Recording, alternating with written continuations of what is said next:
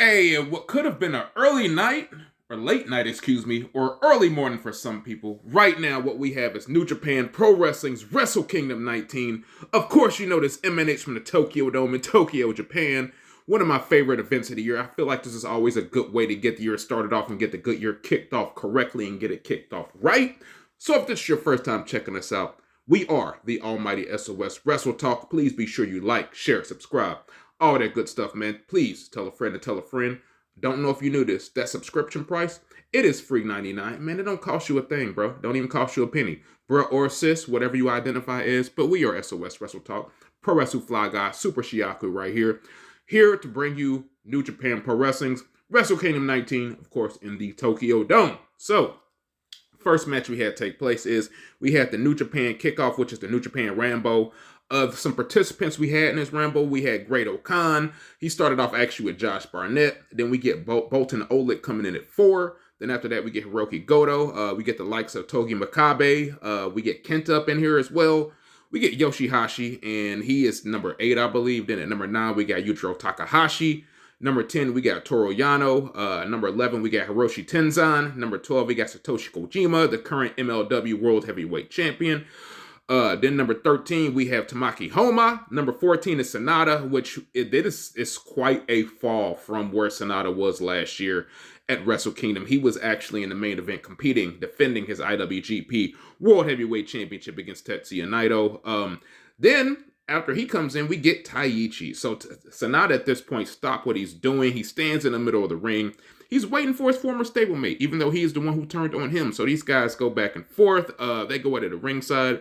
They pretty much eliminate each other here, and I think that's going to set up a match at New Beginning, so I'm going to be interested in that. We got Tomohiro Ishii. He comes in at number 16. Then we got Alex Zane coming in at number 17 here.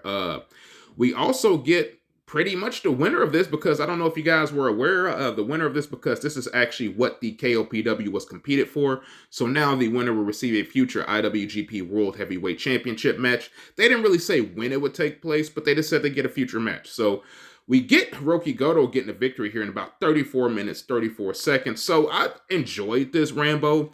It really didn't have the surprises that the Rambos before had, but it definitely did have some high-profile talent, and it was fitting for what was at stake here, which was the heavyweight championship match. So I'm not against it. Hiroki Goto, I know a lot of people on the X, Twitter, whatever you want to call it, they are pretty much Hiroki Goto backers, and they want this man before his career is done to get the IWGP Heavyweight Championship. Will he do it? When will he cash that shot in, man? I'm all ears. My eyes are open, so I'm ready for that. The first official match we had on the show, the Tokyo Terror Ladder match for the IWGP Junior Heavyweight Tag Team titles. We had the champions, Intergalactic Jet Setters, taking on Ichiban Sweet Boys, taking on Catch 22, taking on the Bullet Club War Dogs here. So this match was exactly what I thought it was going to be.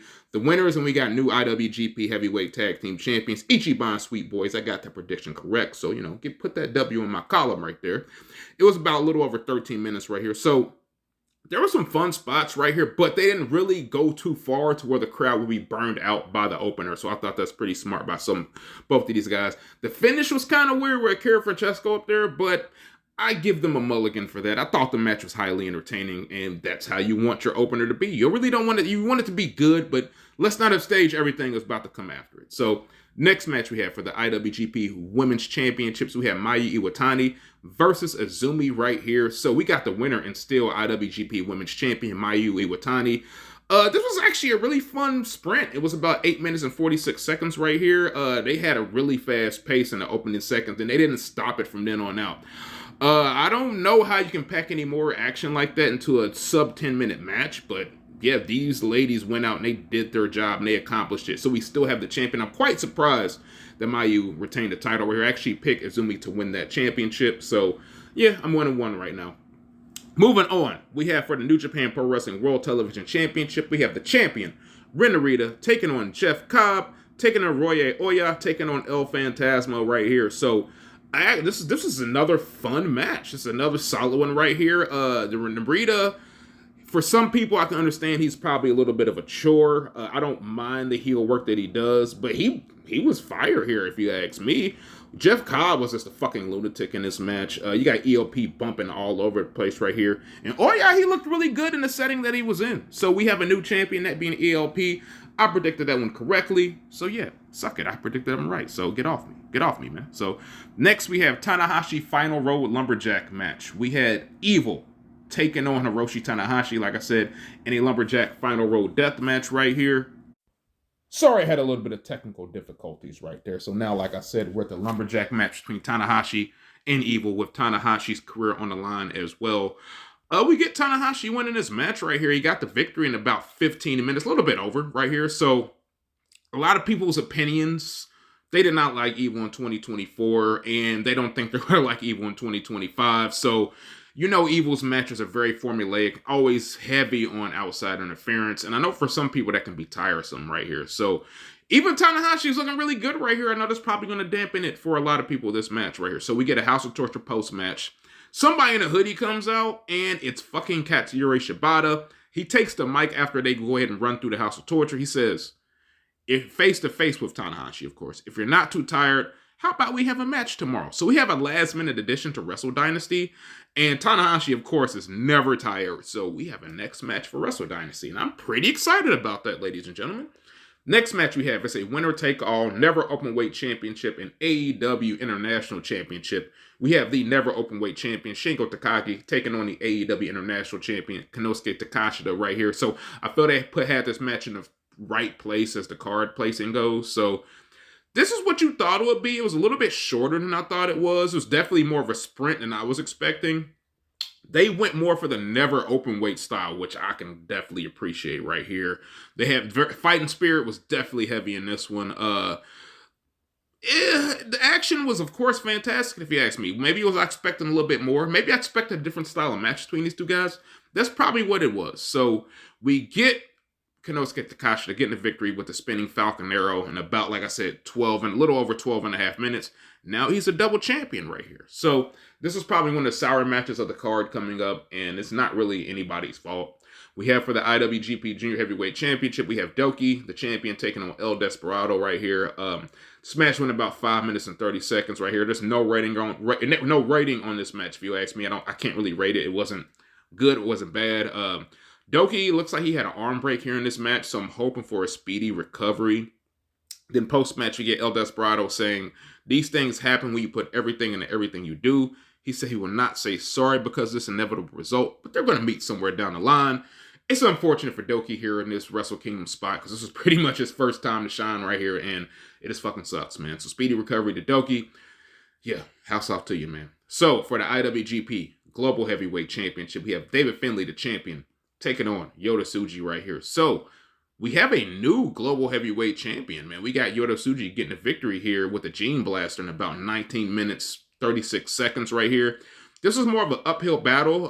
The crowd were kind of deflated from what happened with Douki before. But this, to my point, is probably the match of the night from this point on. So both men emptied their fucking move arsenal with Tsuji, squeaking out the victory. And yeah, it was very surprising to me. I thought Dave Finlay was going to get the victory, but you know, I love Yota Tsuji, so I'm glad he finally has his first singles championship here in New Japan.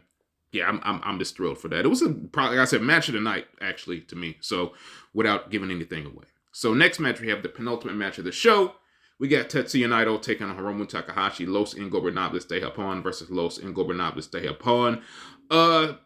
We get Tetsuya Naito getting a victory via the Destino, putting away his stablemate right here.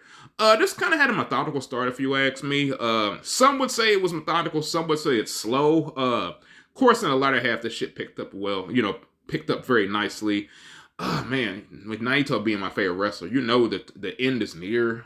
He's had a lot of injuries over the years, and he had a good performance here with Takahashi, but I'm just wondering how, where we go from here with Tetsuya Naito, man. I'm just kind of wondering. That's just me speaking about my favorite wrestler. So he had a good performance, like I said, with Hiromu. So this match had a lot of emotion, some strong emotion right here. So, and Takahashi showed he can hang with his mentors. So that was very important. Post-match, Naito offers the LIJ fist pose to Hiromu Takahashi. Takahashi returns it. He bows, then he does it. So Yeah, LIJ is unifying going into 2025. They have one champion currently in Yota Tsuji is the global champion. So we'll see where LIJ goes in 2025, what it has in store for him. And now for the main event of this show. We have for the IWGP World Heavyweight Championship, the champion, Zack Sabre Jr. taking on the challenger, Shota Umino right here. And of course, there's been a lot of controversy about Shota Umino getting this title shot in the main event right here. This match went about 43 minutes and 44 seconds. I love this match. I know a lot of people say they hated it. They thought this match was boring. They thought a lot of this stuff. This is the kind of match I'm accustomed to, and I don't get a lot nowadays, man. I feel like it maybe went a little bit longer than it should have at 43 minutes and 44 seconds after Zack Sabre Jr. was able to put away Shota Umino with the Sabre driver or Zack driver, whatever you want to call it. Yeah, this is... I don't know where Shota goes from here. I know they were trying to position him to be the next ace of the company, but I don't know. He's got a lot of rebuilding to do, and he has a lot to come back from this main event right here. Crowd was just booing the hell out of him here. Booing the hell out of Shota Umino. They're not feeling the guy. It's okay. They're not feeling him. Maybe when he'll go back to the drawing board, they'll start feeling him again. We'll see. But Zack Sabre Jr. retains his IWGP World Heavyweight Championship. And yeah, he's off to the races with Ricochet tomorrow. So this show was 5 hours, including the kickoff, but it went by pretty quickly, if you ask me. Nothing really in the undercard going beyond 15 minutes, which makes, to me, a pro wrestling show a very easy watch right here. And that's even the House of Torture and Tanahashi stuff right here. So the only kind of like down thing I had about this card was Douki's injury. There's not really anything you can do about that, but yeah, I wouldn't recommend going to watch that again. Of course, Takeshita and Shingo delivered like I thought they would. This is a really good Wrestle Kingdom. Maybe not great, but it was a really good Wrestle Kingdom. And I think it's a nice way to go ahead and tie it into Wrestle Dynasty tomorrow, which I just found out, actually as recording this, that Tetsuya Naito and Hiromu Takahashi will be in the IWGP Heavyweight Tag Team bout for the titles with Great O'Khan and his mystery partner and the Young Bucks. So be on the lookout for that show. I'll be up in the morning watching that as much as I can anyway, because I actually got to go to work tomorrow, so you know what that is. But you know who we are, the almighty SOS Wrestle Talk. Please be sure you like, share, subscribe, all that good stuff. Tell a friend to tell a friend. Costs you nothing. It's free 99, baby. So Pro Wrestling Fly God, Stardust Shiaku was signing off, man. I will holler at all you good people later. Peace.